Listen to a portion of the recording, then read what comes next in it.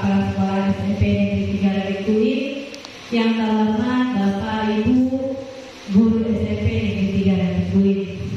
Terima kasih saya ucapkan kepada Bapak Ibu yang berkenan hadir memenuhi undangan saya dalam kegiatan aksi nyata saya.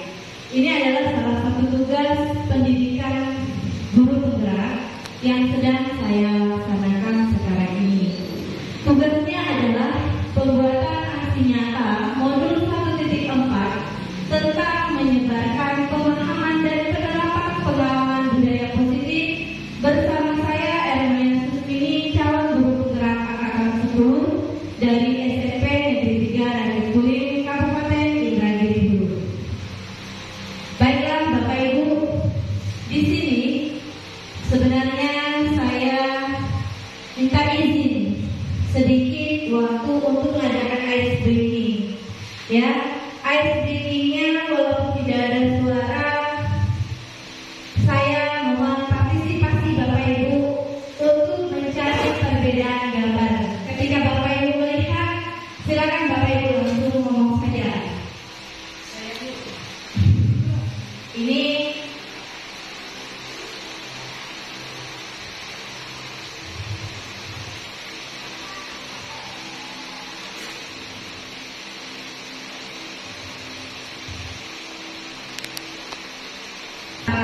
ya, intinya saya sudah mempersiapkan ice breaking, cuma mungkin ada kendala-kendalanya atau bagaimana, saya kurang tahu.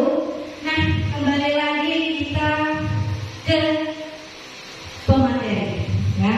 Kembali lagi ke materi kita pada hari ini, yaitu menyebarkan pemahaman dan penerapan pengalaman budaya positif. Saya merasa bangga sekali karena saya bisa berdiri duduk bersama dengan Bapak Ibu semua, karena saya yakin dan percaya Bapak Ibu guru ini adalah Bapak Ibu guru yang hebat di SMP Negeri 3 Garikuin.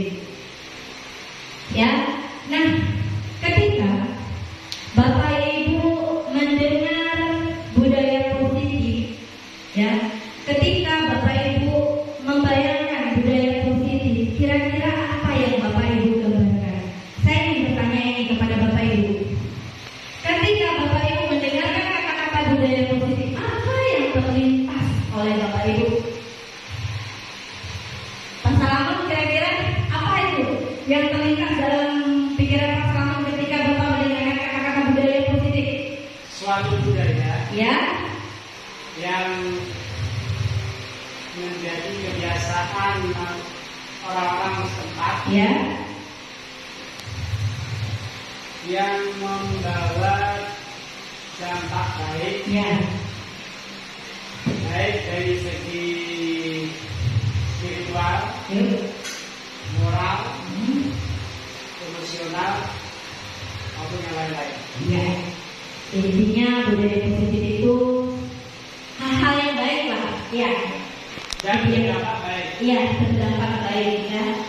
Jadi kita kira-kira budaya positif ini kalau kita terapkan di sekolah penting atau tidak? Sangat penting. Ya, sangat penting. Karena apa? Dengan menerapkan budaya positif ini, kita bisa mewujudkan ya motivasi intrinsik dari dalam diri kita atau dari dalam diri peserta didik. Ya, motivasi diri sendiri. Dengan menerapkan budaya positif ini, kita akan termotivasi dari diri kita sendiri. Nah, jadi budaya positif penting untuk kita terapkan di sekolah kita. Ya, budaya positif ini juga bukan hanya guru saja yang harus mengetahui tentang budaya positif ini, tetapi ya kita sebagai guru juga harus menyebarkan kepada peserta didik kita tentang budaya positif ini, sehingga peserta didik kita menjadi peserta didik yang berakhlak mulia, berbudi pekerti, yang luhur dan bertanggung jawab sesuai dengan pemahaman atau sesuai dengan filosofi di Hadar Nusantara dan sesuai dengan profil pelajar Pancasila. Nah, itu dia budaya positif.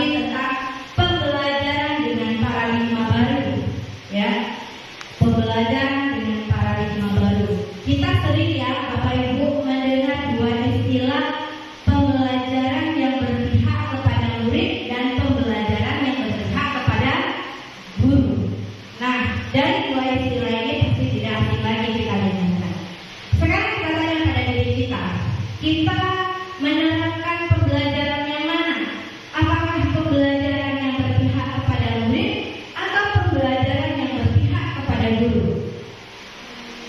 Ya, pembelajaran yang berpihak kepada murid. Karena apa?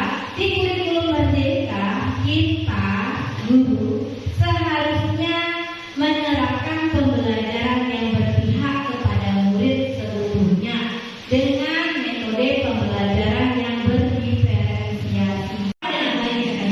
Pembelajaran dengan paradigma baru merupakan pembelajaran yang dirancang berdasarkan prinsip pembelajaran berdiferensiasi, sehingga para peserta didik belajar sesuai kebutuhannya berdasarkan tahap perkembangan sesuai teori psikologi modern untuk mewujudkan profil pelajar Pancasila. Nah, jadi jika kita guru ya masih menerapkan pembelajaran yang berpihak, pembelajaran yang hanya masuk ke kelas hanya model ceramah saja atau hanya model mentransfer ilmu saja, ya kita tidak akan pernah tahu kebutuhan apa yang dibutuhkan oleh peserta didik kita, ya. Tetapi untuk mensikapi atau mensiasati kebutuhan apa saja yang dibutuhkan oleh peserta didik, kita guru harus menerapkan pembelajaran yang berdiferensiasi, pembelajaran yang berpihak kepada murid, ya. Sehingga dengan demikian kita mengetahui kebutuhan apa yang dibutuhkan oleh peserta didik. Nah, jadi marilah kita bersama-sama belajar, ya. Saya, Bapak Ibu, semuanya kita belajar. Mulailah kita menerapkan pembelajaran yang berpihak kepada peserta didik, sehingga kita bisa menciptakan peserta didik yang berakhlak mulia, berbudi pekerti yang luhur dan bertanggung jawab, sehingga nantinya kita bisa menjadi guru yang kehadirannya diharapkan oleh peserta didik, kedatangannya dirindukan oleh peserta didik, dan kepergiannya ditangisi oleh peserta didik. Nah, berikutnya di sini ada profil pelajar Pancasila. Sebagaimana yang sudah kita ketahui, ada 6 dimensi profil pelajar Pancasila. Yang pertama, beriman dan bertakwa pada Tuhan Yang Maha Esa. Yang kedua, berkebinekaan global. Ketiga, bergotong royong. Keempat, kreatif. Kelima, bernalar kritis. Dan keenam, mandiri. Jadi 6 dimensi ini harus ada dalam diri peserta didik kita. Berikutnya, miskonsepsi tentang teori kontrol. Ya, miskonsepsi ini adalah pemikiran yang salah tentang teori kontrol. Yang pertama, ilusi guru mengatur murid. Ya, kita menganggap kita guru, kita bisa mengatur murid. Padahal dalam kenyataannya kita tidak bisa mengatur siapapun. Ya, kita tidak bisa mengatur murid kita. Mungkin saat kita menjumpai murid kita untuk melaksanakan atau memasukkan baju ke dalam, ketika murid kita tidak melakukan atau memasukkan bajunya ke dalam, mungkin saat itu ketika kita tegur, kita atur, murid kita akan melakukan apa yang kita perintah, ya. Tetapi ketika kita tidak lagi bersama dia, apakah hal itu tetap dilakukan oleh peserta didik kita? Ya, belum tentu, karena itu adalah ilusi, miskonsepsi bahwa kita tidak bisa mengatur murid kita, ya. Yang kedua, ilusi bahwa semua penguatan positif, efektif, dan bermanfaat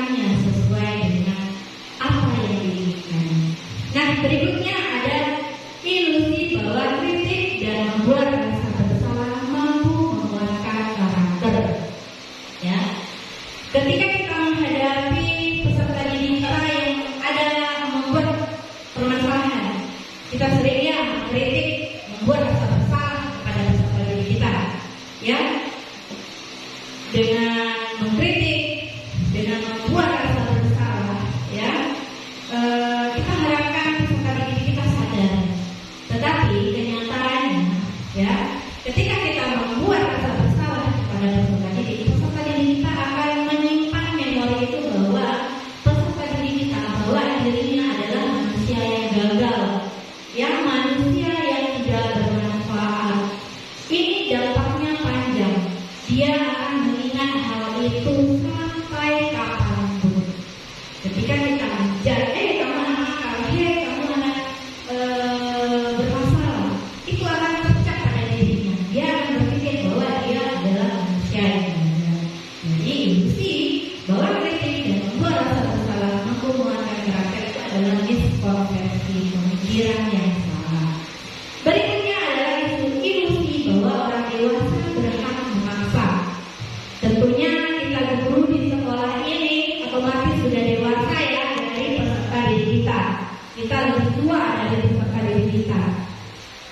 Tetapi kenyataannya kita tidak bisa memaksa siapapun. Kita tidak bisa memaksa kehendak kita kepada orang lain. Nah, contohnya, ya, ketika peserta didik, ya, kita suruh dia untuk datang jam 7.30 ke sekolah, ya, mereka mungkin akan datang jam 7.30 ke sekolah. Tetapi itu motivasi diri dari dalam dirinya atau motivasi karena dia takut akan hukuman atau ancaman dari gurunya, ya. Jadi kita guru tidak bisa, ya, aturan-aturan, ya, terus apalagi peraturan-peraturan hukuman atau tertibnya ketika kita menggunakan kata disiplin. Padahal disiplin itu adalah berasal dari kata disiplina yang artinya belajar, ya. Disiplin mengacu pada diri sendiri yang memiliki tanggung jawab terhadap apa yang dilakukan berdasarkan nilai-nilai yang diyakini. Jadi disiplin itu bukan hukuman, bukan aturan-aturan, bukan tata tertib, tetapi disiplin itu bagaimana kita merasa memiliki tanggung jawab untuk meyakini nilai-nilai yang kita yakini, ya, belajar bertanggung jawab. Nah, dari kata disiplin terbentuklah disiplin positif, merupakan salah satu cara menerapkan disiplin yang bertujuan untuk menumbuhkan kesadaran serta memberdayakan peserta didik tanpa imbalan penghargaan, reward, ancaman ataupun hukuman. Nah, di sini disiplin positif itu bertujuan menumbuhkan kesadaran serta memberdayakan peserta didik tanpa imbalan penghargaan ataupun hukuman. Ya, jadi ketika dia melakukan sesuatu, ya, motivasinya itu bukan untuk mendapatkan imbalan, ya, bukan mendapatkan penghargaan dari gurunya, bukan takut sama ancaman atau hukuman, tetapi dia melakukan itu betul-betul dari motivasi dirinya sendiri. Nah, berikutnya sebagai pendidik tujuan kita adalah menciptakan peserta didik yang memiliki disiplin diri sehingga mereka berperilaku mengacu pada nilai-nilai kebaikan universal dan memiliki motivasi intrinsik dalam perilaku ke arah yang lebih baik. Ini adalah tugas kita bersama, Bapak Ibu. Bagaimana mewujudkan peserta didik yang memiliki motivasi intrinsik, ya, sehingga bisa mewujudkan disiplin positif. Ini tugas kita bersama, baik guru, kepala sekolah, tenaga usaha, keamanan, penjaga sekolah. Ini adalah tugas kita bersama, bagaimana menciptakan disiplin positif. Nah, berikutnya adalah ada nilai-nilai kebajikan, ya. nilai-nilai kebajikan ini adalah nilai-nilai yang baik, ya, nilai-nilai yang disepakati bersama, lepas dari suku, bangsa, agama, bahasa maupun latar belakang.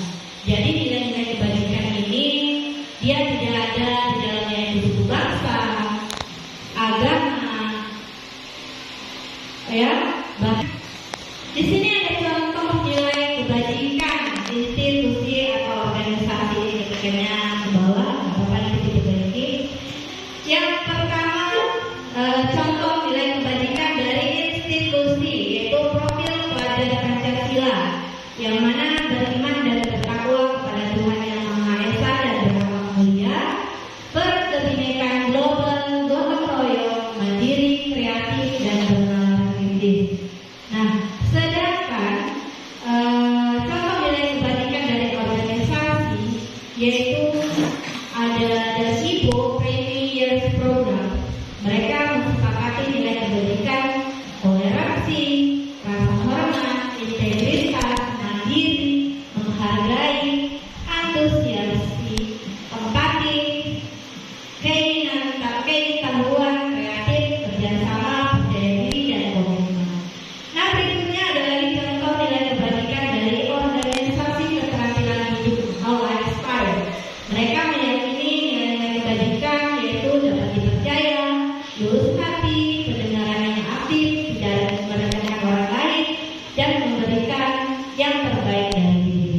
Nah, inilah contoh-contoh nilai kebajikan dari institusi atau organisasi. Mungkin nanti kita bisa mensepakati di sekolah kita. Kita ingin nilai-nilai kebajikan apa yang kita sepakati bersama untuk menciptakan disiplin positif di sekolah kita. Nah, berikutnya kebutuhan dasar manusia, ya. Kebutuhan dasar manusia ini ketika satu saja tidak terpenuhi, ya. Ketika satu saja tidak terpenuhi, peserta didik kita akan melakukan perbuatan yang menyimpang atau berperilaku salah, ya. Nah, ini dia. Kebutuhan dasar manusia adalah segala sesuatu yang kita lakukan untuk mendapatkan apa yang kita inginkan. Seluruh tindakan yang kita lakukan memiliki tujuan tertentu, dan semua usaha terbaik yang kita lakukan adalah dalam rangka agar kebutuhan dasar kita terpenuhi dengan baik. Nah, jadi ini dia 5 kebutuhan dasar manusia. Ketika di antara 5 ini satu saja tidak terpenuhi, maka peserta didik kita akan melakukan hal-hal yang tidak sesuai. Contohnya ini salah satunya bertahan hidup, ya, seperti makan, pakaian, tempat tinggal, keamanan, kesehatan. Nah, yang kedua, kebutuhan dasar manusianya kasih sayang dan rasa diterima, seperti rasa diterima, dipedulikan, berbagi, kerjasama, dan menjadi bagian dari kelompok. Yang ketiga, penguasaan, harga diri, keingin untuk dianggap, memimpin, berprestasi, diakui, dan didengar. Keempat, yaitu kebebasan, seperti mandiri, memiliki pilihan, mencoba hal baru, dan mampu mengendalikan arah diri. Yang terakhir, ketenangan, seperti bermain, humor, antusiasme, dan tertawa.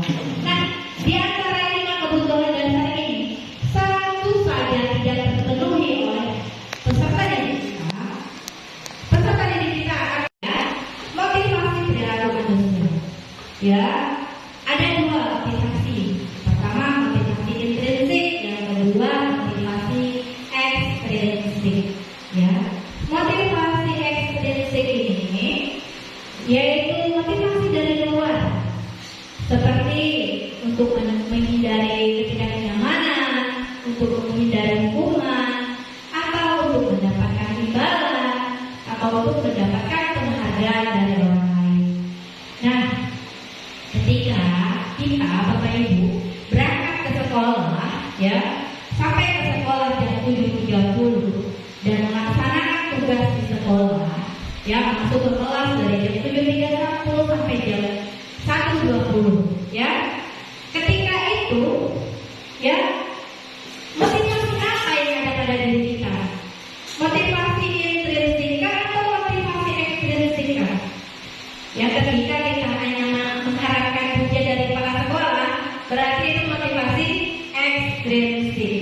Ketika kita takut dengan hukuman dari kepala sekolah, itu berarti masih motivasi ekstrinsik. Ya. Jadi sebaiknya bagaimana? Ya, sebaiknya kita menanamkan dalam diri kita yaitu motivasi intrinsik. Apa itu motivasi intrinsik? Untuk menjadi orang yang mereka inginkan dan menghargai diri sendiri dengan nilai-nilai yang mereka percaya. Jadi motivasi intrinsik itu bagaimana kita? Misalnya kepala sekolah kita ini meminta kita, mengharapkan kita untuk menjadi guru yang disiplin. Ya, jadi bagaimana kita untuk menjadi yang kepala sekolah ini kan? Nah, dan menghargai nilai-nilai yang kita percaya. Nah, itu dia motivasi intrinsik. Jadi selama ini kita mengajar, motivasi apa yang ada pada diri kita? Kalau saya jujur, dulunya masih bikin motivasi ekstrinsik, takut dengan tegur kepala sekolah. Tetapi ke depannya marilah kita sama-sama sadar bahwa akan menanamkan motivasi intrinsik dalam diri kita, yaitu untuk menghargai diri sendiri. Nah, 5 posisi kontrol guru. Nah, sini 5 posisi kontrol guru. Yang pertama ada penghukum, kedua pembuat rasa bersalah, ketiga teman, keempat pemantau, dan kelima manajer. Ini tulisannya tenggelam. Nah, di antara 5 posisi kontrol guru ini, kita di mana, berada di posisi mana kira-kira? Boleh Bu Yanti, kira-kira Bu Yanti posisinya di mana ini kira-kira? Dapat apapun aja.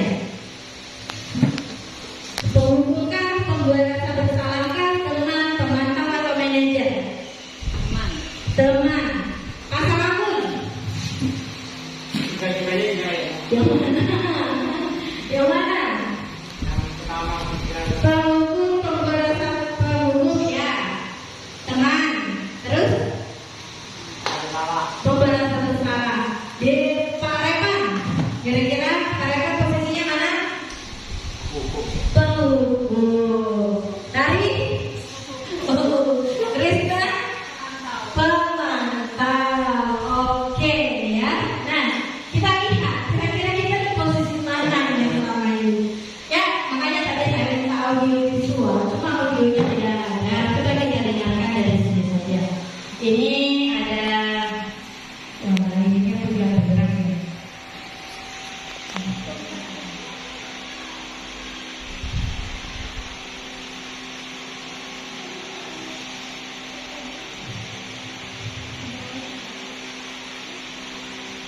Oke, ya, ini penghukum.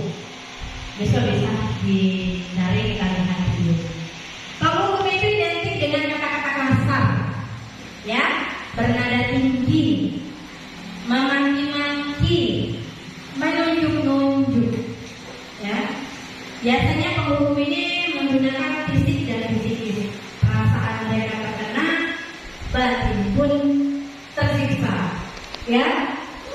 Nah, sebaiknya kita menghindari yang penghukum. Posisi penghukum kita hindari. Karena apa?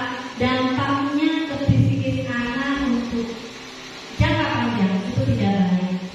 Kita pernah ya kalau sekolah dihukum oleh guru kita, ya. Masih ingat nggak kita dihukum apa? Pernah ya Pak Salamun?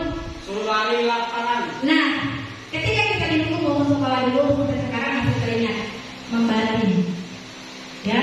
Tetapi zamannya berbeda. Sekarang anak-anak ini lebih mungkin pendendamnya lebih kuat. Jadi zamannya pun sudah berbeda.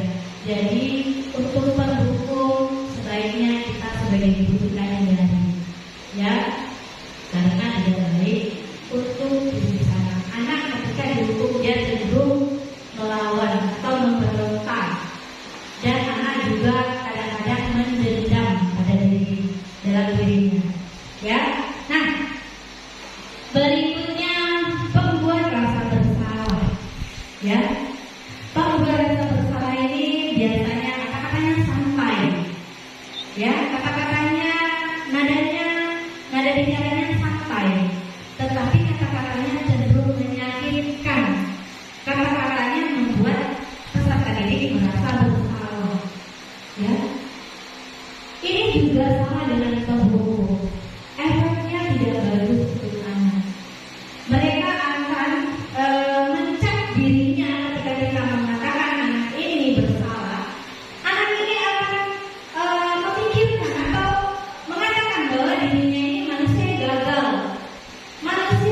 sudah bermanfaat. Ya, jadi kedepannya anaknya akan mengecap dirinya manusia yang gagal. Ini juga tidak bagus untuk bisnis anak. Nah, berikutnya teman. Saya dulu juga beranggapan kalau saya di posisi teman. Ternyata, ya, posisi teman ini cenderung ya sama. Pembuatan keyakinan kelas ini bersifat abstrak, berupa pernyataan universal dibuat dalam pernyataan positif, sedikit saja agar mudah diingat, sesuai dengan kondisi kelas dan sekolah sehingga mudah diterapkan. Semua warga sekolah dan warga kelas dilibatkan saat pembuatan keyakinan kelas. Nah, mengapa harus keyakinan kelas? Apa itu keyakinan kelas? Keyakinan kelas ini hampir sama dengan peraturan, tetapi keyakinan kelas ini dia bersifat atau kata-katanya positif semuanya. Ya, mengapa harus keyakinan kelas? Dengan kita membuat keyakinan kelas, peserta didik kita dan bisa meyakini apa yang sudah mereka sepakati. Misalnya bagaimana? Misalnya begini, kita mau ya kalau kita itu peserta didiknya tidak ada yang bermanfaat masuk ke kelas, tidak ada yang keluar masuk, mengerjakan tugas. Berarti apa itu kata-katanya yang lebih baik? Berarti kita mengharapkan peserta didik kita yang disiplin, ya. Jadi keyakinan kelas ini kata-katanya disiplin, mudah diingat. Jadi bukan begitu lagi dilarang masuk ke kelas, dilarang telat masuk ke kelas. Jika tidak membuat PR hukumannya ini, tidak seperti itu lagi keyakinan kelas kita, tetapi kalimatnya yang positif, hanya disiplin. Ketika siswa sudah meyakini bahwa dirinya disiplin, dia tidak akan telat lagi masuk ke kelas, dia akan mengerjakan tugas ya sesuai dengan kewajibannya sebagai peserta didik. Nah, ini dia. Jadi kita ketika membuat keyakinan kelas, kita melibatkan seluruh peserta didik yang ada di dalam kelas. Kita tidak bisa langsung dari kitanya. Kita tanya peserta didik kita maunya apa kelas ini, mau jadi seperti apa kelas ini, ya. Nah, berikutnya ini terakhir, poin terakhir, segitiga restitusi. Yang mana segitiga restitusi ini adalah suatu proses dialog yang dijalankan oleh guru agar dapat menghasilkan murid yang mandiri dan bertanggung jawab. Nah, ada tahapan segitiga restitusi. Yang pertama, menstabilkan identitas, validasi tindakan yang salah, dan terakhir keyakinan kelas. Ya, menanyakan keyakinan. Nah, ini dia. Untuk memvalidasi tindakan salah, ketika kita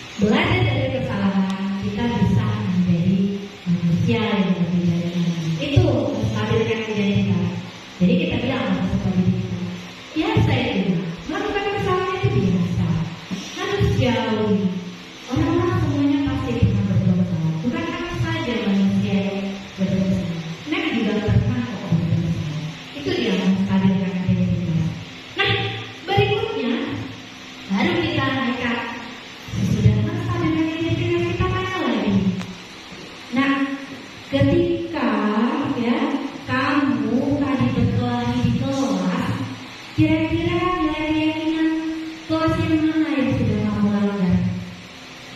Misalnya ada saling menghargai, misalnya anak saling menghargai. Nah, itu berarti kamu sudah melanggar keyakinan kelas itu.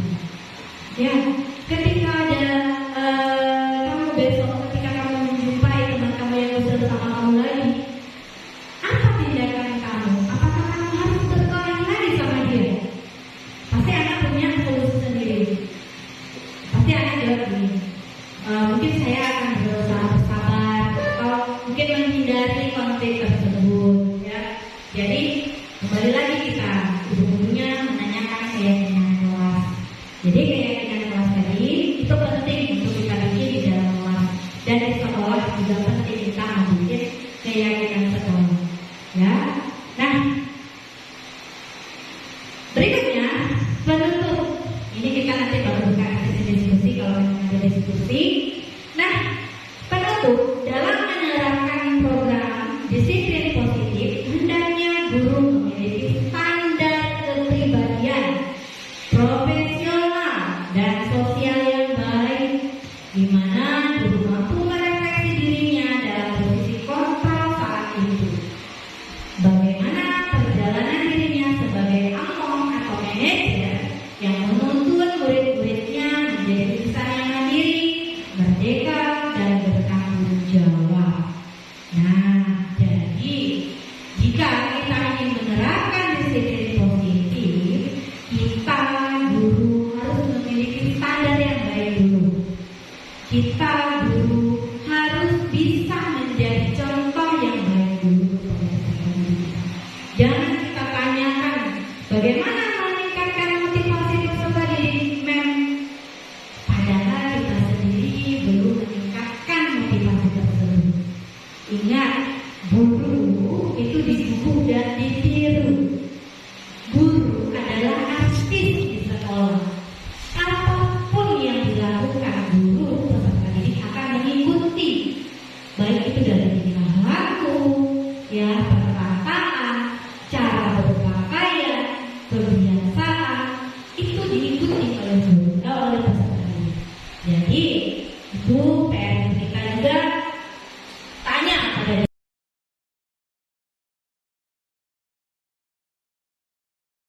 Bismillahirrahmanirrahim. Assalamualaikum warahmatullahi wabarakatuh. Good morning. How are you today? Fine. Alhamdulillah ya. Nah, hari ini Mem akan mengajak kalian semua untuk melakukan atau membuat keyakinan kelas kita. Ada yang pernah dengar belum tentang keyakinan kelas? Belum? Kalau belum, Mem akan jelaskan sedikit apa itu keyakinan kelas. Keyakinan kelas ini adalah dia hampir mirip dengan peraturan, ya, hampir mirip dengan peraturan.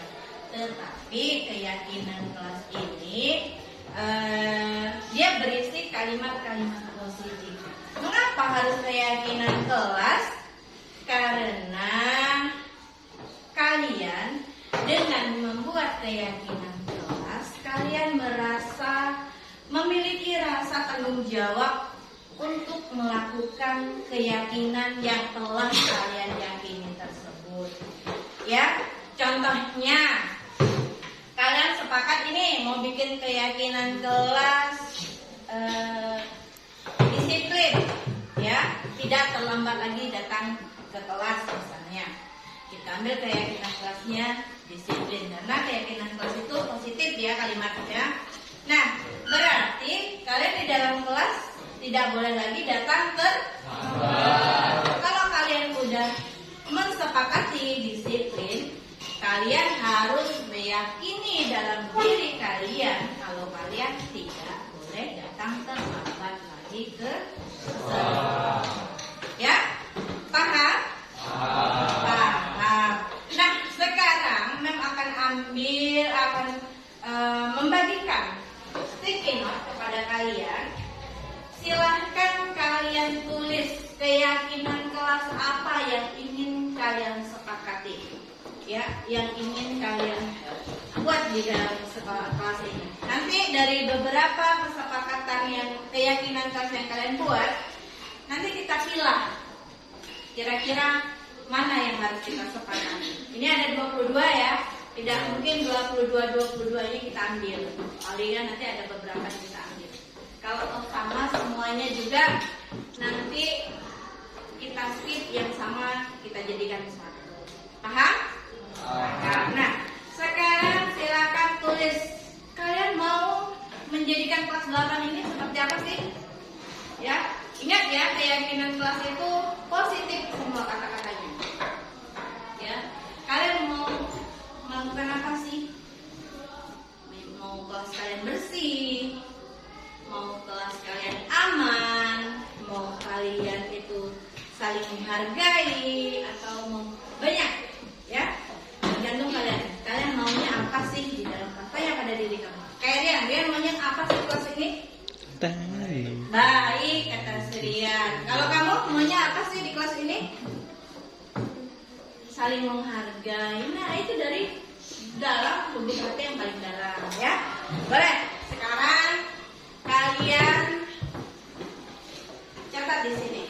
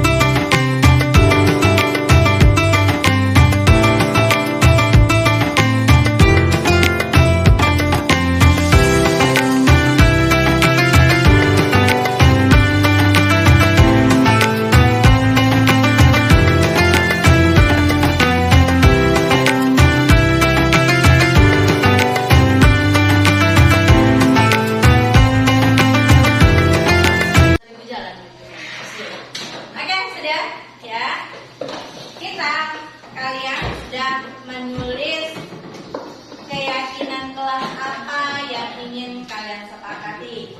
Yang pertama tadi ada di sini disiplin. Wah, disiplin semua. Toleransi, disiplin, dasi kacu, atribut, disiplin, saling menghargai, kebersihan kelas, toleransi, saling menghargai.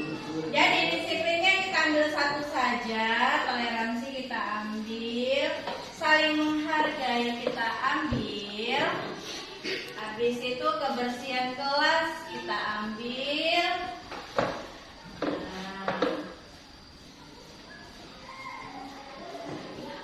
Nah, tidak berisik di kelas, memakai atribut di kelas, nanti betul.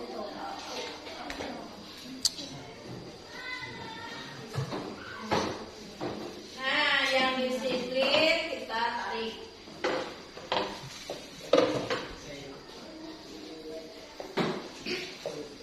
Toleransi sudah ada, berarti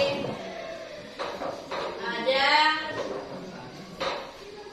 saling menghargai, kebersihan kelas. Adakah lagi yang di bawah-bawah ini tidak merusak? Oke, bolehlah. Nah, ya. Nah, jadi kita ambil disiplin, toleransi, saling menghargai. Apa ini? Tidak berisik, selalu pakai atribut, kebersihan, tidak boleh merusak. Kita sepakati ada 8 kesepakatan kelas kita. Nanti kita akan ubah lagi menjadi kalimat-kalimat yang baik, ya. Berarti di sini dari hasil kesepakatan ini kalian harus meyakini bahwa apa? Pertama, kalian harus disiplin. Yang kedua, kalian harus toleransi. Yang ketiga harus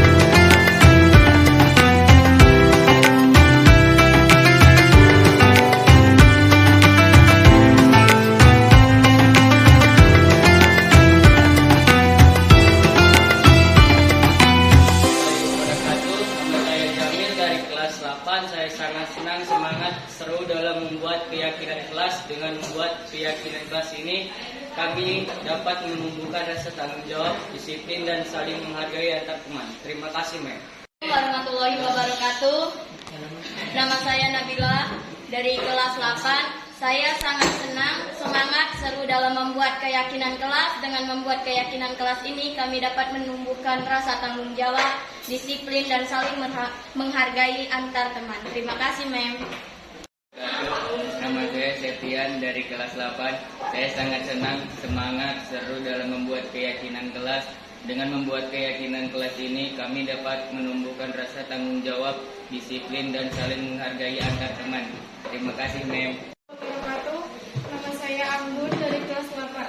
Saya sangat senang, semangat, seru dalam membuat keyakinan kelas. Dengan membuat keyakinan kelas ini kami dapat menumbuhkan rasa tanggung jawab, disiplin, dan saling menghargai antar teman. Terima kasih, Mem. Assalamualaikum warahmatullahi wabarakatuh. Nama saya Aldi dari kelas 8. Saya sangat senang, semangat, seru dalam membuat keyakinan kelas.